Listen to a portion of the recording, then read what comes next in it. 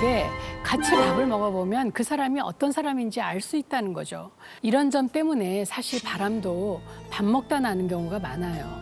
같이 밥을 먹다가 우연히 생선살을 발라서 올려주거나 혹은 깻잎 같은 것이 잘 떨어지지 않을 때 이렇게 떼어주거나 하는 배려에서 마음이 흔들려 버리는 거죠. 그래서 밥 먹는 동안 이 사람이 나를 이렇게 계속 관심 있게 보고 또 배려해 주는구나. 여기에 이제 마음이 흔들리는 거예요. 그래서 그렇게 식사 자리에서는 정이 가고 정이 떨어지고 하는 거예요. 자, 우리의 티타와 페드로는 어떤지 볼까요?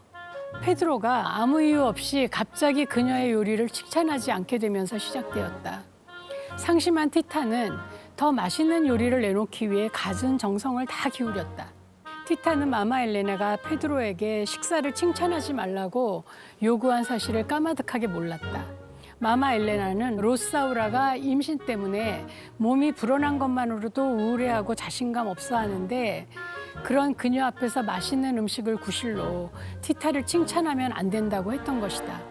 이 구절을 보면 페트로는 지금까지 티타가 해주는 음식을 먹고 그 요리를 계속 칭찬했다는 걸 알 수 있어요. 식사 자리에서 음식을 통해서 끊임없이 소통하고 사랑을 표현하고 확인해 간 겁니다.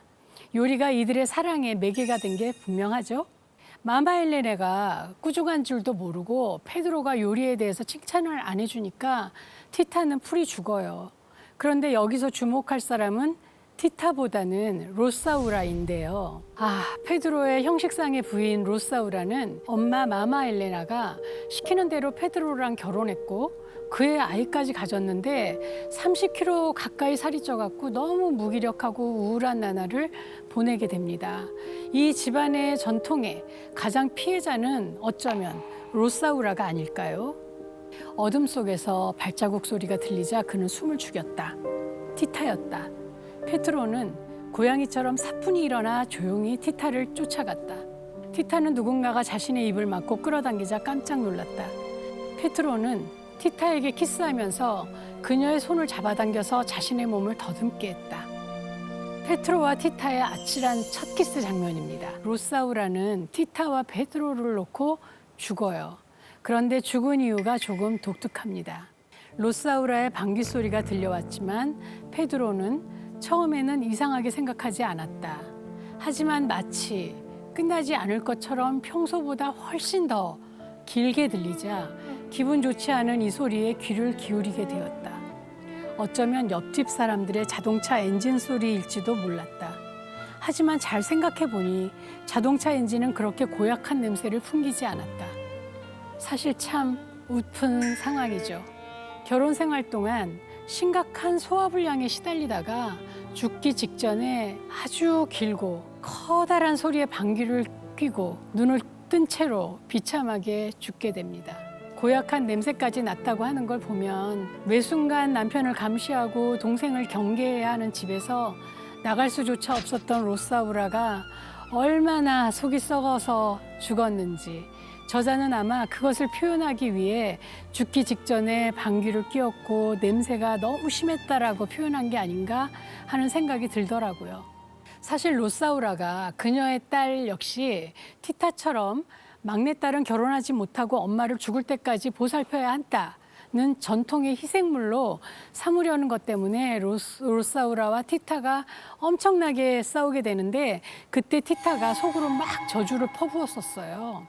차라리 그 말을 안으로 집어삼켜 그 말이 푹푹 썩어서 벌레가 우글거릴 때까지 뱃속에 들어있는 게 더 나았을 텐데 라고요. 그 저주가 이루어졌던 걸까요? 아님 티타와 남편의 불륜을 참아내다가 속이 썩어버린 걸까요? 결국 티타와 페드로의 눈빛, 마음, 사랑이 로사우라를 시들게 했던 건 분명하죠. 이쯤 되면 헤르트루디스는 부디 온전한 사랑을 하면 좋겠다 이런 생각까지 드는데요. 이제 헤르트루디스의 사랑 이야기를 해볼까요? 다시 시간을 되돌려 볼게요. 페드로와 로사우라의 결혼식 날 죽은 채로 발견된 집 요리사 나차 기억나시죠? 어릴 때부터 부엌에서 어머니 대신 돌봐주었던 나차의 죽음은 티타에게 너무 큰 아픔이었어요. 그녀를 지켜보던 페드로는 그녀가 너무 풀이 죽어 있으니까 장미꽃을 선물합니다.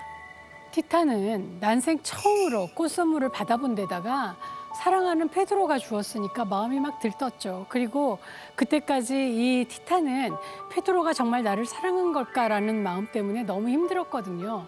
마마 엘레나가 티타에게 어떻게 네가 그 꽃다발을 받을 수 있냐면서 그 꽃다발을 버리라고 하는데 차마 버릴 수가 없었어요.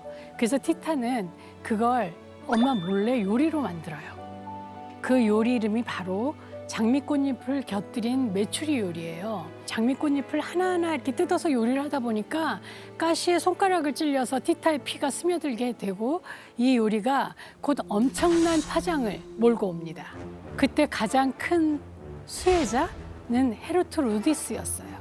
그녀는 이 음식을 먹고 다리에서부터 막 후끈한 열기가 올라오고 가랑이 가운데가 막 간지러우면서 의자에 제대로 앉아 있을 수도 없이 흥분을 해요.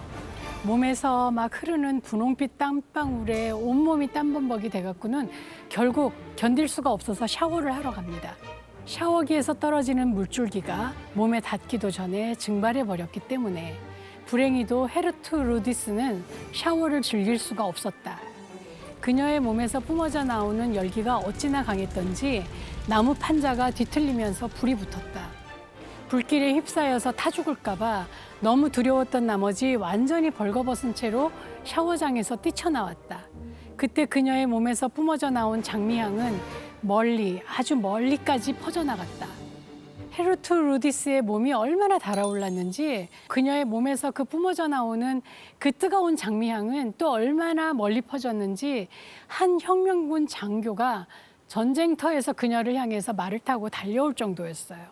헤르트루디스와 일주일 전에 우연히 마주쳤던 바로 그 남자였죠. 장교는 샤워부스에서 뛰쳐나온 그녀의 허리를 낚아채서 타고 온 말 위에 앉혀요.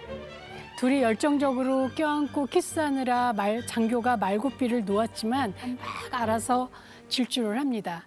전 이 소설 속에서 바로 이 장면이 가장 관능적이고 감각적이었던 것 같아요. 이 작가는 요리가 우리의 오감을 자극하는 것처럼 소설을 써내려가고 있네요.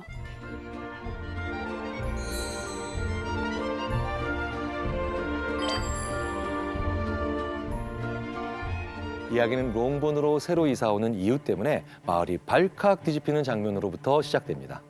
바로 그 이웃이 자기가 이사 오기 전에 집을 둘러보고 간 후에 퍼진 소문 때문인데요. 소문에 의하면 이름은 빅리, 사륜마차를 타고 연수입이 4, 5천 파운드인 젊은 청년이라고 합니다. 사륜마차는 당시에는 재력의 상징이었습니다.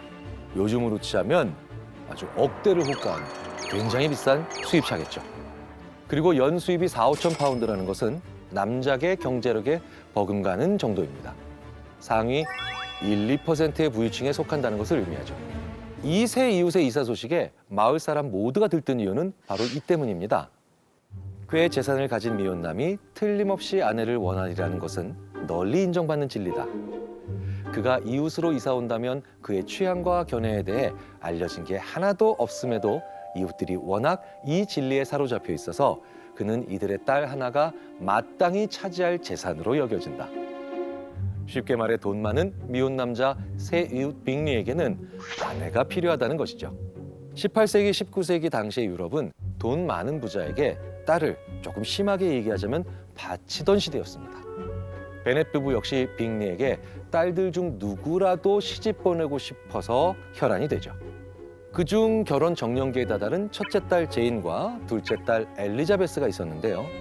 아버지 베넷 씨는 내가 편지 한 통을 써서 딸들 가운데 누구를 골라 결혼하든 진심으로 동의한다고 확실하게 해주겠어. 둘째 리지에 대해 좋은 말을 덧붙이긴 하겠지만 이렇게 말하면서 현명한 둘째 엘리자베스를 신부감으로 내세우려고 합니다. 이때 리지는 엘리자베스의 애칭이죠. 하지만 어머니 베넷 부인은 리지가 뭐 잘난 게 있어요. 인물은 제인의 반도 안 되는데 라면서 뛰어난 미모의 첫째 제인을 신부감으로 내세우려고 합니다. 보통 소설은 읽을 때 배경보다는 등장인물들의 행동들이 머릿속에 그려지는데 이 책은요. 아, 그때는 이렇구나. 아, 그 시절에는 이렇게 살았구나. 라고 당시의 모습들을 너무나도 생생하게 머릿속에서 그려주게 만들어줍니다. 예를 들어 계층이나 신분이 높은 사람에게 인사를 하려면 중간에서 소개해주는 사람이 있어야 한다든지, 당시에는 저녁 식사를 보통 오후 3시에서 오후 4시 사이에 먹었던 것을 감안해서 저녁 식사 시간을 기술한다든지, 인사나 식사, 예절 등 당시 일상적인 모습들을 장면마다 아주 소상하게, 즉 디테일하게 표현해냅니다. 심리학에서 이렇게 기술이 잘 된 책, 기술 디스크립션이라고 하죠. 우리가 영어에서 describe라고 하는 표현을 쓰잖아요. 이렇게 기술하다, 서술하다라는 뜻은 객관적으로 있는 그들의 모습을 담아냈다는 겁니다. 그래서 영국인들에게는 당시 역사를 떠올리게 하는 거울 같은 작품으로 알려져 있는데요. 우리나라로 치자면 시대별 추억 소환 드라마 응답하라 시리즈처럼 마치 내가 그 시대를 같이 살아가고 있는 것 같은 그런 느낌을 준다는 겁니다.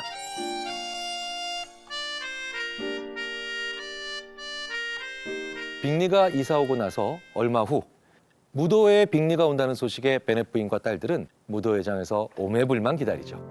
곧이어 빅리는 무도회에 등장합니다.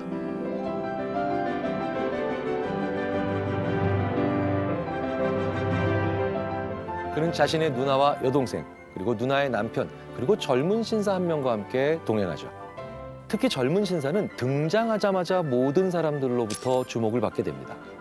그가 들어오고 나서 5분도 안 돼요. 그의 연수입이 10,000파운드라는 말이 퍼졌다.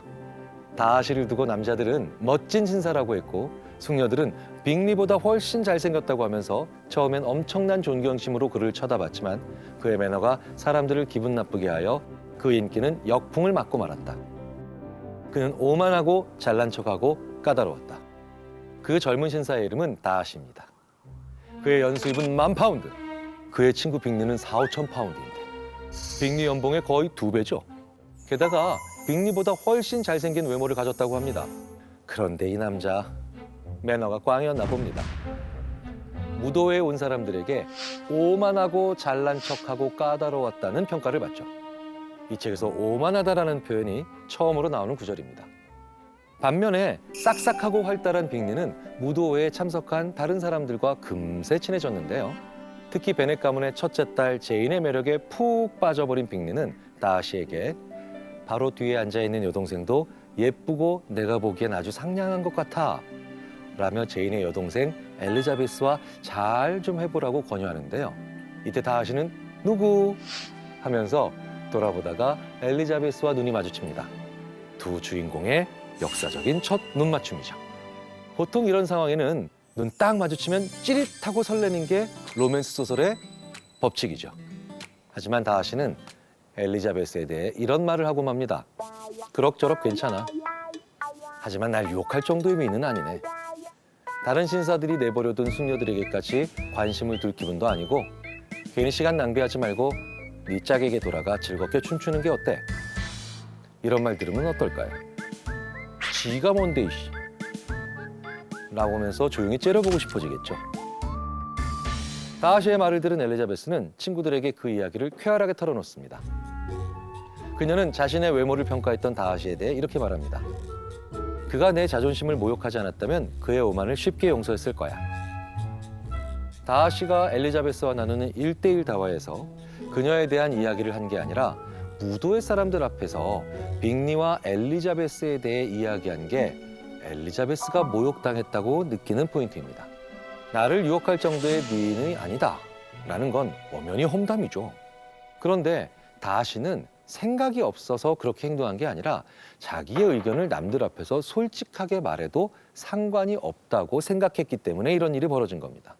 그래서 다하시처럼 오만하다는 평가를 받는 사람들은 무슨 말을 했느냐보다는 주위에 얼마나 많은 사람들이 있느냐 없느냐를 생각하지 않고 말한 게 문제가 되곤 하죠. 만약 무도회 사람들이 다하시가 부자라는 것을 몰랐다면 그를 오만하다고 평가했을까요? 소위 막장 드라마를 보면 재벌들이 많이 나오잖아요. 불친의 화려하고 사치스러운 장면이 우리의 호기심을 자극하죠. 셰익스피어가 살았던 그 당시 그런 돈을 주무르던 사람들이 바로 베니스의 상인들이었습니다. 8세기부터 1797년까지 베니스는 무려 천년여 동안 독립성을 지켜왔고 당시 베니스 상인들이 누렸던 부의 규모는 우리의 상상을 초월하는 것이었습니다. 이렇게 웅장한 곳이 베니스였어요. 베니스는 약 2,000명의 귀족 남자들이 다스리는 국가였습니다. 귀족들이 지배하는 일종의 공화국이지만 소수가 권력을 독점하고 있었고 그 밑에는 일반 시민, 그 아래는 하층민, 노예 이런 식으로 구분되어 있었죠. 베니스에서 가장 베니스다운 건축물을 꼽으라면 망설임 없이 두칼레 궁전을 선택할 수 있어요. 9세기부터 국가 원수인 도제가 진물을 보며 거주했을 뿐만 아니라 베네치아의 입법, 행정, 정치가 모두 이곳에서 이루어진 정부 청사입니다. 베니스 상인에서 가장 중요한 재판을 결정하는 사람이 바로 도제인데 이 책에서는 공작이라고 불립니다. 권한이 없는 명목상의 대통령이라고 볼 수 있는데 두칼레 궁전에서 진물을 봅니다. 왼쪽을 보시면 베니스의 가장 중요한 정치 중심지라고 할 수 있는 공작궁, 두칼레 궁전이 있고요. 오른쪽을 보시면 당시 베니스의 배들이 보여요. 마침 배가 딱 4척이죠. 베니스의 상인을 보면 안토니오가 배 4척을 가지고 있다는 내용이 나와요. 그의 상선 한 척은 트리폴리로, 또 한 척은 인도로 가고 있고 셋째는 멕시코로, 넷째는 영국으로 가고 있으며 여기서 트리폴리는 지중해고 영국, 멕시코, 인도 이렇게 4대를 띄웠다고 나오는데 이게 그 당시 베니스가 교류하던 땅들이었습니다. 이 내용으로 보면 안토니오는 해상무역의 거상이죠. 베니스에서 배를 4척이나 두고 무역을 했던 안토니오가 어떤 모습인지 궁금하시다면 이 그림을 보시면 될 거예요. 티치아노가 그린 예수 십자가 유품 앞에 선 벤드라민 가족이라는 작품인데요. 베네치아 상인 가문입니다. 이 벤드라민 가문은 유지를 수입해서 모직물 제조 과정에 필수적인 비누 공장을 운영하던 중산층 이상의 가문이었는데요. 이 그림의 중앙을 보면 벤드라민 가문 형제들이 벨벳과 단비톨로 만든 망토를 입고 있는 장면을 볼 수 있는데 당시 이 그림은 신흥 가문들이 회합 장소로 주로 이용하던 벤드라민 저택의 응접실에 걸려 있었다고 합니다. 나와 함께 공증소로 갑시다. 거기에서 무담보 계약에 서명하고 유쾌한 장난삼아 만약에 나에게 아무 날 아무 데서 조건에 명시된 일정한 금액 또는 총액을 되갚지 못할 경우 그에 대한 벌칙으로 당신의 고운살 정량 1파운드를 당신 몸 어디든지 내가 좋은 곳에서 잘라낸 뒤 가진다고 명기해 놓읍시다. 여기서 고운살 1파운드는 어느 정도나 될까요? 영국 1파운드는 그램으로 환산하면 약 450g 정도 됩니다. 네모난 프레스엠 통조림 작은 캔이 200g이니 프레스엠 작은 캔 2개하고 4분의 1가량 되는 양이라고 하면 상상이 되시나요? 어쨌든 심장 근처의 살을 이만큼 내놓으라는 것은 사실상 목숨을 내놓으라는 뜻이죠. 샤일록은 자신을 무시하고 천대했던 안토니오에게 진 빚을 대갚음하려는 미움이 더 컸을지 모르죠. 한편의 절묘한 법정 드라마인 베니스의 상인에서 셔일록이 서슬퍼런 얼굴로 안토니오의 살을 벨 칼을 갈고 있을 때 호셔는 누구나 재판만을 쫓는다면 그 누구도 구원받지 못할 것이라며 자비에 대하여 빛나는 대사를 뿜어내죠. 자비의 본질은 강요할 수 없는 거요. 그것은 하늘에서 땅 위로 내리는 부드러운 비와 같고 이중의 축복인데 베푸는 사람과 받는 이의 축복이며 최강자의 최강점으로 옥좌 위의 왕에게 왕관보다 더 잘 어울린답니다. 그래서 지상의 권력은 자비로 정의를 조절할 때 신권과 가장 비슷하답니다. 샤일록이 자비가 있었다면 이때 포셔의 제안을 받아들여 3,000 다카트의 2배를 받고 인신까지 얻으며 행복하게 끝났을지 모릅니다. 하지만 그는 끝까지 법과 계약서를 들먹이다가 파멸에 이르게 되죠.